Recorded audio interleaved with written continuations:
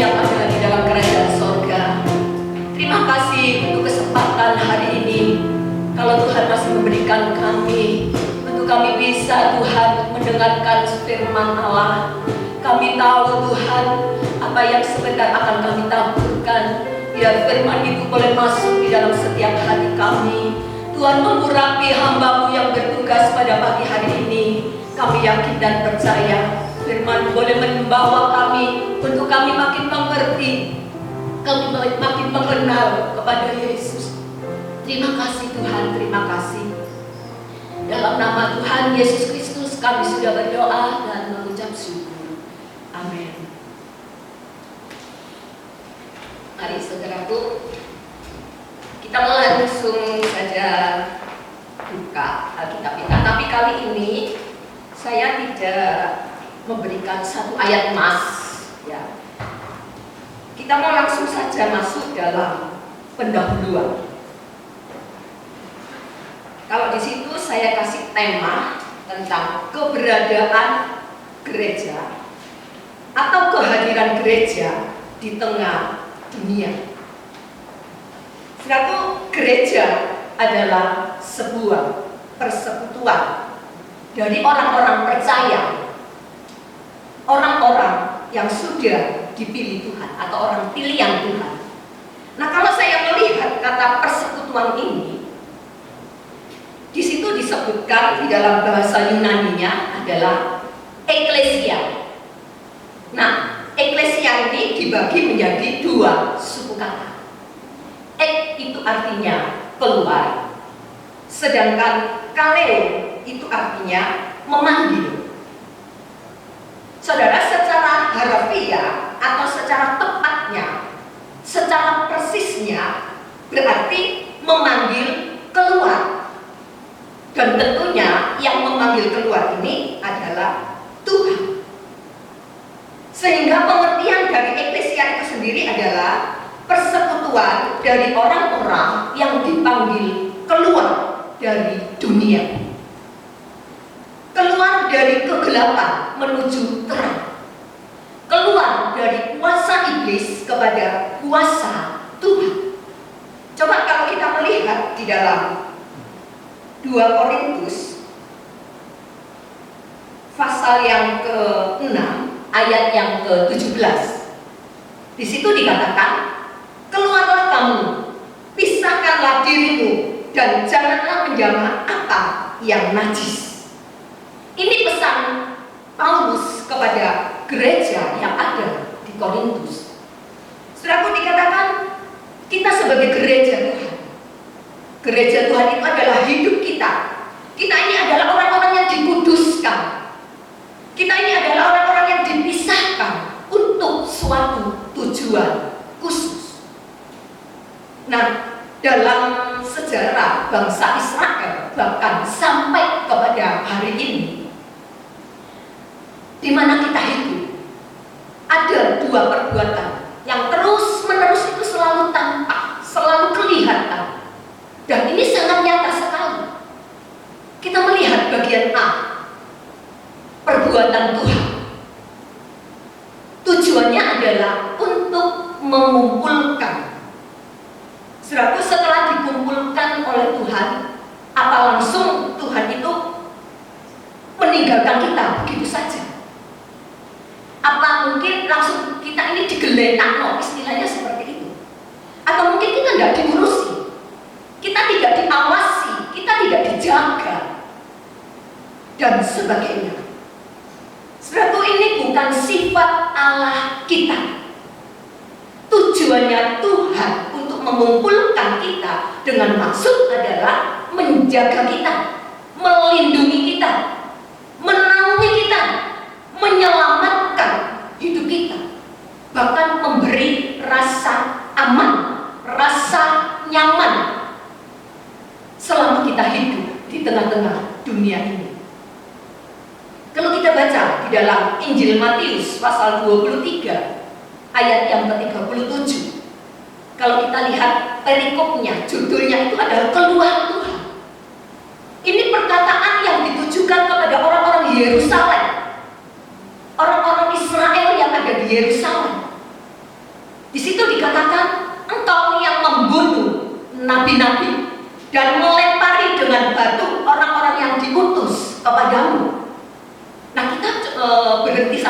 sini dulu, ya. Tuhan mengeluh melihat umatnya, bangsa Israel yang ada di Yerusalem. Mengapa kamu ini kok berbuat seperti ini? Mengapa kamu melakukan hal seperti ini? Tuhan merasa sedih. Tuhan sangat susah banget pada waktu itu melihat perbuatan orang Israel. Nah, saudaraku, kalau kita lihat ada satu pelajaran yang menarik yang kita dapatkan dari ayat 37a ini, yaitu ruginya menyerang atau berbuat jahat kepada hamba-hamba Tuhan. Dengan lain kata, Yesus sedang mengajarkan kepada kita bahwa hamba-hamba Tuhan itu ada bukan karena kemauan mereka sendiri. Seraku hamba-hamba Tuhan ada bukan karena sudah direncanakan oleh si hamba Tuhan itu sejak kecil mungkin. Kalau kita tanya kepada seorang anak yang masih kecil, besok kamu kalau sudah besar mau jadi apa? Saya mau jadi pendeta. Bukan seperti itu. Bukan sesuatu yang sudah direncanakan. Tetapi ini adalah pilihan Tuhan.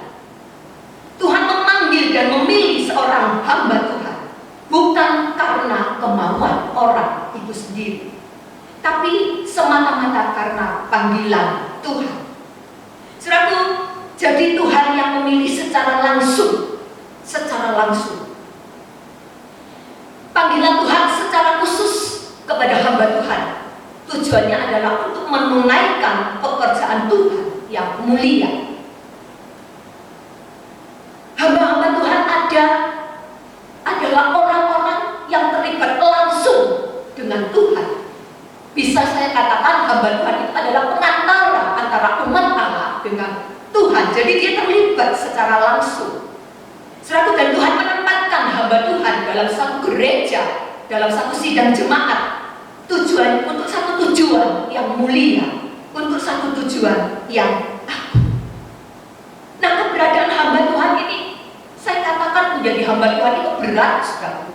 Tidak segampang yang seperti kita lihat. Mungkin kita begitu mudah menyampaikan firman, membagi-bagi firman. Setelah itu selesai, tidak berhenti sampai di situ. Pekerjaan seorang hamba Tuhan itu berat.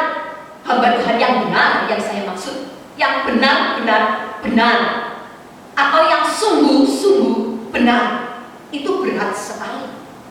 Karena apa? Karena hamba Tuhan yang sungguh-sungguh benar, hamba Tuhan yang benar-benar dan benar, dia akan selalu memikirkan kerohanian dari jemaat yang dipimpinnya. Dia adalah seorang hamba Tuhan yang selalu berdoa, menaikkan syafaat kepada jemaat-jemaat yang dipimpinnya. Seorang hamba Tuhan itu bertanggung jawab sepenuhnya terhadap keselamatan dari hamba-hamba Tuhan. Ini hamba Tuhan yang benar, pekerjaannya itu berat. Saudaraku, tetapi kalau saudara melihat apa yang terjadi kepada bangsa Israel yang ada di Yerusalem ini, malah mereka menolak kehadiran hamba Tuhan. Bukan cuma menolak, mereka bahkan membunuhnya. Kalau saudara baca di dalam Mazmur 105 ayat yang ke-15, jangan mengusik, jangan menyentuh, jangan mengganggu apa yang kita buat bagi seorang hamba Tuhan. Kita melihat ini, saudaraku, betapa kedudukan hamba Tuhan itu sangat istimewa sekali di hadapan Tuhan. Jangan mengusik orang-orang yang aku urapi. Jangan mengusik orang-orang yang sudah aku pilih, yang sudah aku lantik. Jangan apa-apain dia. Jangan berbuat jahat kepada nabi-nabiku, dan jangan berbuat jahat kepada hamba-hambaku. Sekali lagi saya tekankan, jangan sakiti mereka. Jadi betapa diistimewakan. Sekali lagi kedudukan kita ini sangat istimewa para hamba-hamba Tuhan.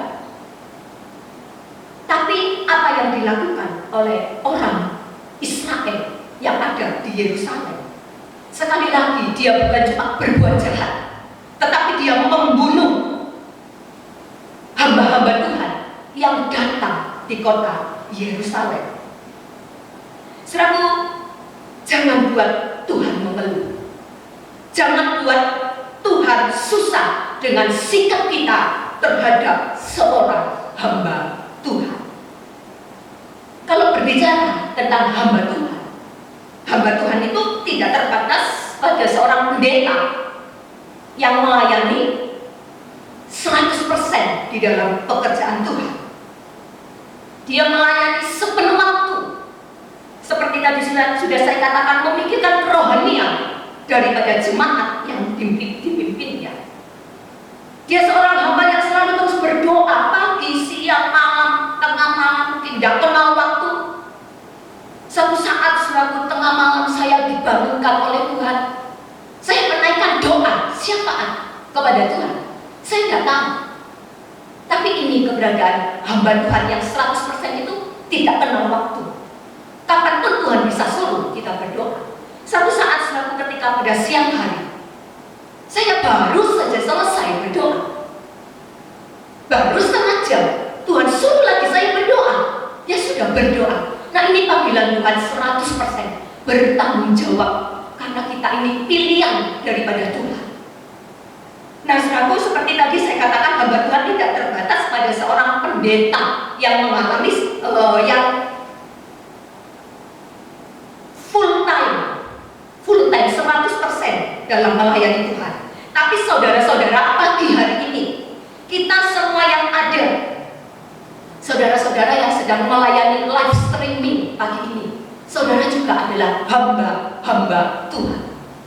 Mungkin saudara semua yang sudah melibatkan diri dalam pekerjaan Tuhan, saudara yang sudah mengabdikan diri, saudara juga disebut sebagai hamba-hamba Tuhan. Jadi kita perhatikan, seorang hamba adalah seorang yang sangat istimewa sekali di hadapan Tuhan. Sebagaimana Tuhan menjaga hambanya yang 100% melayani Tuhan, dia juga akan jaga hidup saudara. Sebagaimana Tuhan berkati hamba Tuhan yang melayani 100%, Tuhan pun akan memberkati saudara seperti Tuhan memberkati hamba-hamba Tuhan yang 100%. Puji nama Tuhan. Nah, kita kembali lagi kepada bangsa Israel. Kalau saudara merenungkan, mengapa bangsa Israel ini dia sudah berbuat sedemikian rupa? Dia sudah mengalami anugerah Tuhan, sudah mengalami kebaikan Tuhan. Kasih Tuhan tidak pernah ada habis-habisnya dalam hidupnya. Tetapi toh, kalau saudara lihat di dalam Matius 23 ayat 37, ketika hamba Tuhan itu datang, mereka menolak nabi-nabi Tuhan. Mereka menolak kehadiran Tuhan, bahkan membunuhnya. Jadi betapa kejamnya perbuatannya, betapa menyakitkan hati Tuhan. Makanya perikop tadi dikatakan Tuhan mengeluh, Tuhan sakit melihat hamba-hambanya yang ditolak, bahkan mereka bunuh. Lalu kenapa bangsa Israel ini sampai hari ini tetap mengalami kebaikan Tuhan? Coba kalau saudara baca di dalam Yosua 21 ayat 34 sampai 35 ya. Secara singkat saya katakan, di situ Tuhan mengatakan, karena Tuhan tidak pernah bisa melanggar janji-janji yang diucapkan kepada bangsa Israel. Tuhan akan memberikan tanah Kanaan. Tuhan mengaruniakan keamanan. Tidak ada seorang pun yang tahan berdiri pada waktu menghadapi bangsa Israel. Semua musuh diserahkan tanpa perlawanan. Mereka langsung tunduk, mereka langsung takluk kepada bangsa Israel. Segala yang baik tidak ada yang tidak dipenuhi oleh Tuhan. Dia selalu mengalami kebaikan-kebaikan Tuhan setiap hari. Rasanya kontras kalau melihat kehidupannya kalau kembali ke belakang, siapa bangsa Israel? Orang yang jahat, orang yang sudah membunuh hamba-hamba Tuhan, orang yang sudah menghina hamba-hamba Tuhan, orang yang sudah melecehkan hamba-hamba Tuhan. Sekali lagi karena Tuhan tidak bisa melanggar janji-janjinya. Dan ini nyata, saudara ya, di dalam Injil Matius pasal 23 ayat 37 bagian B. Di situ dikatakan berkali-kali, berulang kali, setiap kali, acap kali, kerap kali, beberapa kali, aku ini rindu, kata Tuhan. Aku ini rindu mengumpulkan kamu. Aku rindu mengumpulkan anak-anakmu. Sama seperti induk ayam yang mengumpulkan anak-anaknya di bawah sayapnya. Tetapi kamu tidak mau, dikatakan dalam ayat itu. Kamu tidak mau. Kamu mau menolak. Kamu berkeras hati. Selalu kamu mengabaikannya. Atau dengan kata lain, aku sudah berusaha untuk berbuat semaksimal mungkin, memberikan yang terbaik kepada kamu, kepada umat Israel. Tetapi kamu tidak mau. Aku sudah berusaha untuk mengumpulkan kamu seperti induk ayam, tapi kamu lebih hidup menuruti kemauanmu sendiri. Nah, saudara, kalau kita melihat ya, setiap perumpamaan yang dipakai oleh Tuhan itu pasti ada maksudnya, ada tujuannya, bahkan ada artinya yang sangat penting sekali. Nah, kalau saudara melihat banyak sekali perumpamaan-perumpamaan yang dikatakan di dalam firman Tuhan. Nah, kali ini kenapa Tuhan memakai perumpamaan tentang induk ayam? Saya tidak puas dengan ini, saudara. Saya coba teliti lagi, saya coba selidiki. Kenapa kok yang dipakai ini induk ayam? Pasti ada maksudnya, ada artinya, ada tujuannya, saudara. Nah, kalau saya mulai membaca sebuah artikel ini adalah karya tulis yang lengkap tentang induk ayam dan anak-anaknya. Saudara, ada sebuah realitas atau satu kenyataan yang menarik ketika si induk ayam ini merawat anak-anaknya. Nah, pada usia kecil, si induk ayam ini dengan segala kesabaran dan dengan segala kewaspadaan yang begitu tinggi, dia benar-benar menjaga kelangsungan hidup dari anaknya. Induk ayam selalu memberikan perlindungan terhadap ancaman yang akan membahayakan anak-anaknya ketika datang serangan musuh. Dan secepat itu juga induk ayam ini bertindak memberikan satu perlawanan.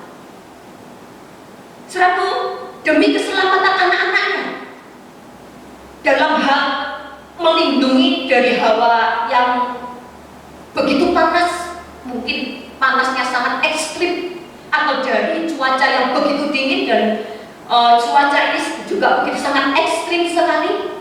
Kita lihat induk ayam ini siap mengepak-ngepakkan sayapnya dan dia memanggil seluruh anak-anaknya untuk datang agar dia dapat berlindung di bawah sayapnya, sehingga anak ayam ini tidak kepanasan juga tidak kedinginan, merasakan ada satu kehangatan dari celah-celah dan bulu-bulu yang sedang dikepakkan oleh si induk ayam ini.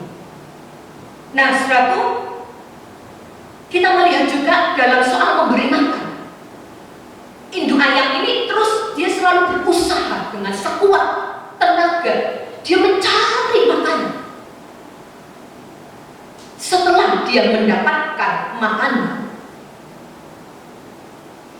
tidak dia habiskan sendiri. Ini tak makan untuk aku dulu. Anak-anak carry tak makan sampai aku kenyang.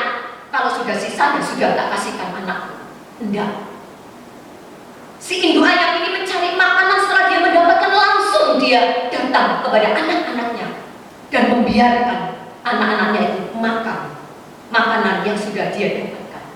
Demikian yang Yesus lakukan terhadap gerejanya, yaitu saudara dan saya. Segala perbuatan kita, segala tindakan kita, kelakuan kita, kadang tanpa kita sadari kita ini seperti bangsa Israel, suka melawan Tuhan, suka melanggar batas-batas yang sudah Tuhan tentukan. Berkali-kali Tuhan datang untuk memulihkan keadaan kita, untuk mengajak kita ini kembali kepada Tuhan, agar supaya kita ini diperbaharui lagi oleh Tuhan. Tetapi berapa banyak kita sudah menolak itu semua. Sedangkan Tuhan ingin mengubah hidup kita, bisa lewat teguran, bisa lewat satu nasihat, tetapi kadang kita lebih memilih jalan kita sendiri.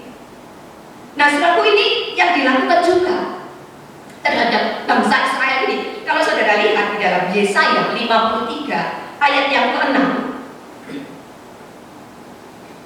ini sudah saya sampaikan beberapa minggu yang lalu, ya. Di situ dikatakan masing-masing telah mengambil jalannya sendiri. Yesus sudah mati untuk dia. Yesus sudah menebus dosanya. Tetapi mereka tidak mau terima. Mereka tetap mengambil jalannya sendiri. Nah, kalau sudah seperti ini, tidak ada satupun atau bahkan Tuhan sendiri bisa mengembalikan dia kepada jalan yang benar. Karena apa? Kembali lagi, Tuhan sudah memberi kebebasan kepada kita, dan tergantung orang itu sendiri. Kalau dia mau berubah, saya percaya Tuhan akan pakai dia kembali. Sekali lagi, untuk merubah hidup seseorang tidak bisa tergantung dari perkataan atau mulut hamba Tuhan. Lebih-lebih juga Tuhan tidak pernah bisa mengubah kalau dirinya menutup pintu untuk pertobatan. Sekali lagi, yang dapat mengubah dirinya sendiri adalah Dia. Nah, saudaraku, kita yang hidup di tengah-tengah pandemi COVID-19 ini, banyak yang ODP, PDP, bahkan banyak juga yang mati. Nah, yang kita perlukan cuma satu, apa saudaraku? Berlindung di bawah kepak sayap Tuhan. Seperti yang dikatakan di dalam Mazmur 91 ayat yang keempat. Mazmur 91 ayat yang keempat. Dengan kepaknya Yesus akan melindungi engkau dan menyelamatkan engkau. Kepak sayap Tuhan itu berbicara tentang kuasa dan kasih Tuhan. Di masa-masa sukar seperti ini, banyak PHK, banyak pengangguran, banyak kejahatan, kerusuhan terjadi di mana-mana. Saudaraku, yang kita butuhkan cuma satu. Kita berlindung di bawah kepak sayap Tuhan. Kita perlu kuasa dan kasih.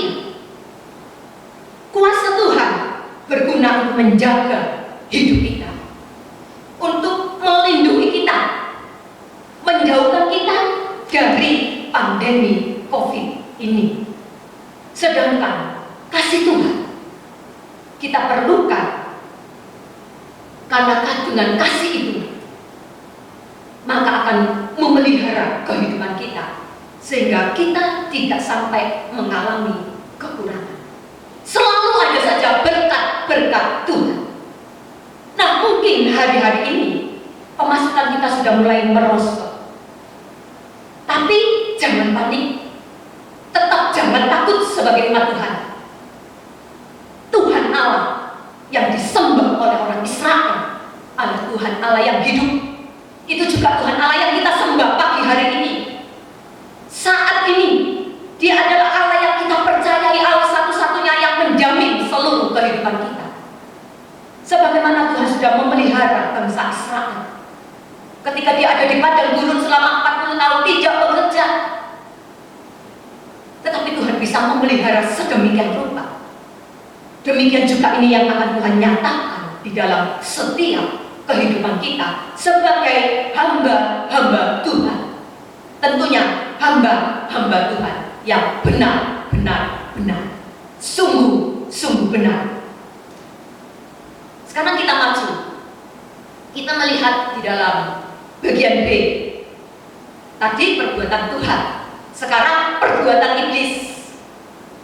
Nah, perbuatan iblis ini adalah tujuannya untuk mengacau, mengacaukan, merusak.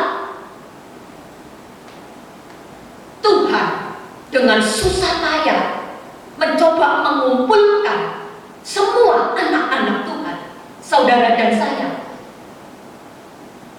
Tuhan sangat untuk mengumpulkan kita ini butuh pengorbanan.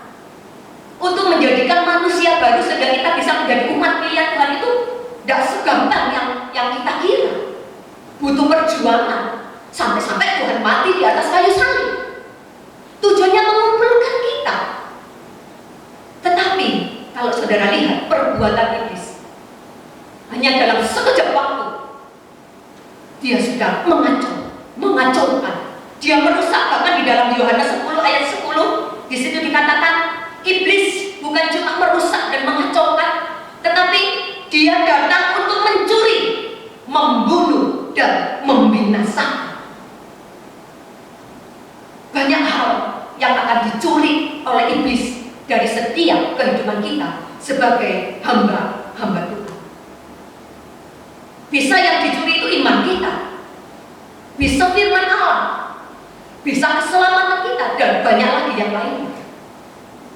Tetapi pagi hari ini yang ingin saya tekankan kepada saudara adalah ada satu hal penting yang dicuri iblis, yang sedang diincar-incar oleh iblis. Apa saudara? Hubunganmu dengan Tuhan. Hubungan dengan Tuhan ini yang akan dikacaukan, yang akan dirusak, yang akan dicuri oleh iblis. Dan ini akan membuat orang Kristen pada akhirnya tidak suka berdoa. Menghentikan langkah-langkah orang Kristen untuk berdoa, itulah yang sedang diincar, yang dicari-cari oleh iblis. Membuat orang Kristen ini menjadi malas untuk berdoa. Saudaraku, seperti yang pernah saya katakan beberapa minggu yang lalu, bahwa doa adalah nafas rohani kita. Begitu kita berhenti untuk berdoa, maka rohani saudara akan mati, termasuk iman kita, termasuk kasih kita, dan sebagainya. Saudaraku, orang Kristen yang tidak pernah menjalin hubungan dengan Tuhan, orang Kristen yang tidak pernah berdoa atau karena sesuatu hal membuat kita tidak suka untuk berdoa, maka saudara, pagi ini saya mau tekankan bahwa itu sama saja dengan menghentikan untuk Allah bekerja di dalam kehidupan kita. Pekerjaan Allah tidak lagi kita rasakan. Pekerjaan Allah sudah berhenti, sehingga membuat kita terus jatuh bangun dalam dosa. Kalau bangun masih lumayan, ya bisa bangun masih lumayan. Tapi kalau seandainya dia terus jatuh dan jatuh, ini yang merugikan diri kita sendiri. Dan ini yang sedang diincar oleh iblis, untuk membuat kita ini makin jatuh dalam dosa, makin tenggelam di dalam dosa. Sebab kalau kehidupan kita ada dibelenggu, dikuasai lagi oleh dosa, maka kita tidak bisa menyatakan terang Tuhan kepada dunia ini. Kita tidak pernah bisa menjadi berkat bagi orang lain. Saudaraku, seperti saya sudah pernah katakan kepada saudara, ada seorang hamba Tuhan yang melarang, yang berkata kepada saya, tidak perlu doa, yang penting kelakuan. Sesat pengajarannya. Padahal dengan berdoa membuat iman kita bertumbuh. Dengan berdoa ada kekuatan untuk kita bisa mengalahkan segala macam hal-hal yang menghalangi kita untuk hidup di dalam kesucian. Saudaraku, sebab itu mari kita makin tingkatkan doa kita di hadapan Tuhan. Sebab itulah satu-satunya kekuatan untuk kita bisa hidup lebih-lebih di tengah dunia yang saat ini sedang mengalami keadaan-keadaan yang begitu sukar. Saudaraku, selain iblis mengincar supaya umat Tuhan itu tidak berdoa, dan salah satu pekerjaan iblis itu juga adalah untuk menjadikan kita ini sebagai manusia pemberontak, menjadikan kita ini manusia yang melawan Allah. Jadi kalau saudara melihat ada umat Tuhan yang masih suka berontak, suka melawan Allah, tidak mau taat kepada firman Tuhan, itu berarti roh doanya sudah tidak ada lagi. Dosa menurut pengertian Alkitab itu adalah pengacau, pengganggu. Kalau saudara lihat dari namanya saja, kita ini bisa tahu namanya iblis itu Lucifer. Kenapa Lucifer itu bisa dijatuhkan oleh Tuhan? Karena dia itu adalah malaikat pemberontak, seorang malaikat yang selalu menimbulkan perlawanan, tidak mau tunduk, tidak mau taat kepada perintah Tuhan. Saudaraku, sekali lagi, kalau kita sudah tidak berdoa cepat atau lambat, saudara akan jadi pemberontak. Saudara akan jadi orang yang suka melawan Tuhan. Walaupun banyak kegiatan yang kita lakukan di dalam gereja, satu sama lain mungkin tidak mengerti, tidak ada yang tahu. Yang tahu adalah kita dengan Tuhan. Karena manusia itu pandai menyimpan sesuatu di dalam hatinya. Sebab itu kalau ada pagi hari ini, mari kita mau perbaiki, kita mau bertobat kepada Tuhan. Saudaraku, di dalam Ayub pasal yang pertama dan pasal yang kedua, di sini sudah jelas sekali, ya, bahwa iblis sengaja mencobai Ayub supaya apa? Ayub ini memberontak kepada Tuhan, supaya Ayub ini pada akhirnya melawan kepada Tuhan. Kalau saudara melihat, mulai dari harta benda, semua kekayaan Ayub dihabisi, diambil oleh setan. Anak-anaknya sudah mati, bahkan istrinya sekarang jadi penghujat. Yang tadinya mencintai Ayub, kalau boleh saya katakan, istri Ayub ini cuma cintanya kepada Ayub itu cinta harta, bukan cinta orangnya, cinta harta. Buktinya ketika hartanya habis, mereka malah menyuruh Ayub untuk menghujat kepada Allah. Saudara-saudaraku, bahkan kalau kita lihat hidup Ayub sendiri dipenuhi dengan luka-luka, dengan borok-borok yang begitu parah. Tetapi Ayub tetap tidak ngomel, saudaraku. Ayub tetap tidak pernah menyalahkan Tuhan. Sebab itu Ayub menjadi kebanggaan Tuhan. Di dalam Ayub 1 ayat 8 dan Ayub 2 ayat 3 ketiga bunyinya sama. Tuhan memamerkan, Tuhan memperlihatkan, istilahnya Tuhan ngece-ngece sama iblis. Kamu udah lihat nih hamba Ayub. Ayub sudah menjadi kebanggaan Tuhan. Nah, mari kita juga, saudaraku, kita mau menjadi umat kebanggaan Tuhan, umat yang selalu dibangga-banggakan oleh Tuhan. Kenapa Ayub begitu kuat, begitu teguh ketika menghadapi segala hal? Masalah yang dihadapi itu begitu berat, tetapi dia tidak pernah mengomel sama Tuhan, dia tidak pernah menyangkal sama Tuhan, dia tidak pernah mempersalahkan Tuhan, tidak pernah menyalahkan Tuhan. Karena kuncinya, setiap kali ketika anak-anak Ayub mengadakan pesta, Ayub tidak pernah lupa untuk berdoa. Setelah mereka selesai dalam pesta, Ayub berdoa sendirian kepada Tuhan. Mungkin dalam pesta itu ada sesuatu yang tidak diharapkan. Ayub berdoa. Bukan cuma itu saja, Ayub ini adalah orang yang selalu senang ada di dalam hadirat Tuhan. Nah, itu kuncinya yang membuat Ayub akhirnya dia bisa melewati semua persoalan, semua masalah yang dia hadapi. tanpa ada persungutan di hadapan Tuhan. Saudaraku, masalah dalam hidup ini banyak, tetapi belajar seperti Ayub. Masalah yang saudara dan saya hadapi tidak seperti Ayub. Ketika kita mengalami masalah, persoalan apapun juga, jangan lupa mengandalkan Tuhan lewat kita suka duduk di kaki Tuhan. Terus berdoa sampai Tuhan menyatakan mujizatnya. Nah, sekarang kita melihat, saudara, untuk apa gereja ada? Ya, secara cepat. Untuk apa gereja hadir? Untuk apa gereja lahir? Untuk apa gereja itu datang ke dunia? Yang pertama, melayani. Untuk melayani. Di dalam Markus 10 ayat yang ke-45, saudara nanti baca. Yesus ada, Yesus hadir, Yesus datang, Yesus lahir ke dalam dunia bukan tidak ada maksud dan tujuannya. Semua sudah direncanakan sejak awal. Semua sudah direncanakan sejak semula. Seratus cara kerja Yesus itu sudah diatur rapi, serapi-rapinya.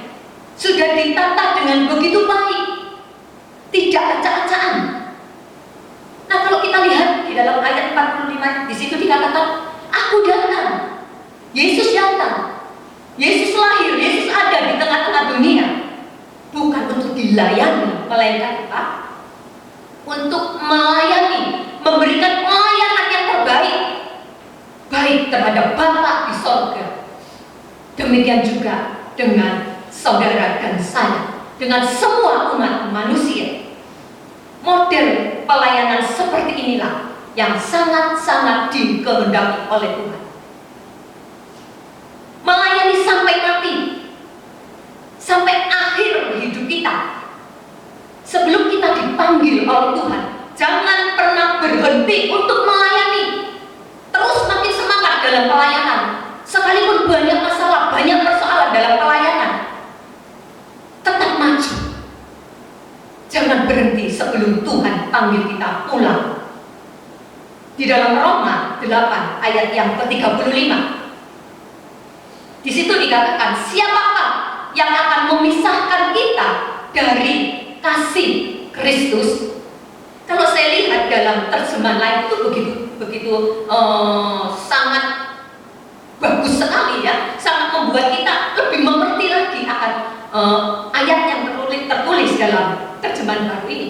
Nah, di dalam terjemahan lain di situ dikatakan, karena itu tidak ada sesuatu pun yang dapat menghalangi Kristus mengasihi kita. Bahkan meskipun kita sudah miskin, kita ada dalam bahaya, kita dibunuh orang, tidak satu pun dari semua itu yang menyebabkan kita tidak merasakan Kristus mengasihi kita. Puji nama Tuhan. Selama pandemi COVID-19 ini terjadi, seluruh dunia sekarang sedang menjerit. Banyak tangisan-tangisan yang histeris, sangat memilukan, seolah-olah dunia ini akan hancur. Kehidupan sudah tidak ada lagi.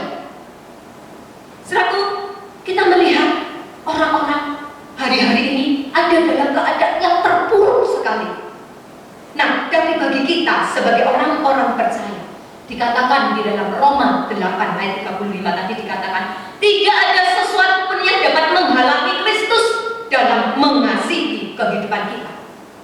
Apapun yang terjadi, baik masalah dalam rumah tangga, lebih-lebih masalah yang sedang menjadi pergumulan kita hari-hari ini, atau masalah yang sedang terjadi kepada dunia ini, seraku, Kristus tetap bisa menunjukkan kasih-Nya, menunjukkan perlindungannya, menunjukkan pemeliharaannya kepada semua umat Tuhan, khususnya umat Tuhan, hamba Tuhan yang sungguh-sungguh benar, mau hidup dalam kebenaran firman. Seraku, bahkan ada beberapa jemaat yang mereka telepon sama saya, mereka juga WA sama saya. Seraku, di mana mereka mulai mengeluh, "Bu Gembala, gajian saya sudah dipotong sekian persen. Saya sekarang masuk cuma seminggu berapa kali." Saya hanya dapat memberikan kekuatan kepada mereka. Saya katakan, jangan panik, jangan takut. Tuhan punya cara lain untuk memelihara kita. Allah yang kita sembah, Allah yang luar biasa, Allah yang hebat, Allah yang mampu untuk menutupi semua kekurangan kita. Selalu masa-masa yang sukar mengajak kepada kita untuk kita ini boleh introspeksi, melihat ke dalam diri kita sendiri. Serta kita ini mau tanya kepada Tuhan, kenapa Tuhan membiarkan kita hidup sampai hari ini? Apa kita harus bersuka-suka? Apa kita harus terus-menerus hidup menuruti keinginan daging? Apakah kita ini harus terus-menerus hidup sesuka-suka kita? Saudara-saudara, apa tujuan hidupku saat ini? Apa tujuan hidupku hari ini? Detik ini, jam ini? Saudara, bahkan setelah pandemi ini berlalu, apa yang menjadi tujuan hidupku? Kalau kita melihat mengapa Tuhan masih menjaga aku sampai hari ini, sementara kalau kita melihat ada yang ODP, ada yang PGP, bahkan banyak sekali mereka yang mati. Apa yang harus aku lakukan dengan sisa umur waktuku ini, dengan sisa umur hidupku ini? Saudaraku, mari berikan yang terbaik untuk Tuhan. Kasih kebesaran Tuhan sudah kita alami sampai hari ini. Saudara tidak pernah kekurangan. Itu adalah bukti kasih-Nya. Serahkan hidup kita untuk melayani pekerjaan Tuhan. Berikan yang terbaik untuk Tuhan. Selain kita melayani Tuhan, kita juga mau melayani sesama kita. Nah, di dalam Ibrani pasal 10 ayat 37 sebagai ayat terakhir, dikatakan di sini, sebab sedikit bahkan sangat sedikit waktu lagi, dan Ia yang akan datang sudah akan ada tanpa menangguhkan kedatangannya. Dengan adanya ayat ini kita boleh melihat bahwa sisa umur dunia cuma tinggal sedikit. Kalau umur manusia, kalau umur dunia saja tinggal sedikit, tentunya kita yang hidup di dalam dunia juga umur kita tinggal sedikit. Yang muda nggak bisa mengatakan saya masih muda, umur saya masih banyak, nggak bisa. Dunia waktunya semakin sedikit, umur kita juga semakin sedikit. Semakin sedikitnya waktu yang tersisa, jangan buang-buang kesempatan dengan percuma. Seperti tadi pujian mengatakan, "Oh Tuhan, pakailah aku selagi masih ada kesempatan, selagi masih ada waktu." Sekali lagi, segala sesuatu yang terjadi di dunia ini semua ada dalam kendali Allah. Kalau kita berdoa, jangan kita ini berdoa minta kepada Tuhan supaya COVID ini berlalu. Bukan itu doa kita, tetapi doa kita adalah supaya Tuhan makin menyatakan rencananya di atas muka bumi ini. Kita tidak bisa mengatur Tuhan. Kita tidak bisa memaksa Tuhan, hentikan ini COVID. Tidak bisa. Semua sudah direncanakan oleh Allah. Walaupun ini ulah dari manusia. Sekali lagi, doa kita adalah agar rencana Allah semakin digenapi lewat wabah ini. Semua yang terjadi adalah untuk mempersiapkan kita sebagai umat tebusan agar kita ini bisa mencapai satu kesempurnaan, Saudaraku, dan menjadikan kita sebagai umat yang semakin taat kepada kehendak Tuhan. Nah, keadaan dunia menurut firman Tuhan di dalam 2 Korintus 3, di situ dikatakan setelah selesai masalah, atau boleh saya katakan setelah selesai COVID ini, pasti keadaan dunia akan semakin memburuk. Bukan makin baik, bukan makin tenang, bukan makin enak. Ingat firman Tuhan, akhir zaman akan terjadi masa-masa yang semakin sukar. Orang sulit untuk tidak mencintai dirinya sendiri. Orang semakin sulit untuk tidak menjadi hamba Allah. Mendekati Yesus datang kembali ke dalam dunia, akan banyak lagi goncangan-goncangan yang terjadi. Seperti yang tertulis di dalam kitab Wahyu tentang kuda-kuda.